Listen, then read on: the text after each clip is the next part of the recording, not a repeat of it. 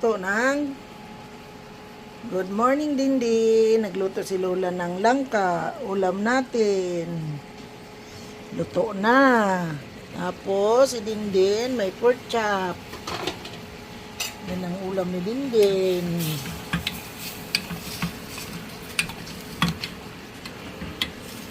Yan ang pork chop ni Dindin. Ano yan? Din eh. Ay! Pork chop si Dindin. Yan, iniinit natin. Inilagay natin sa rep.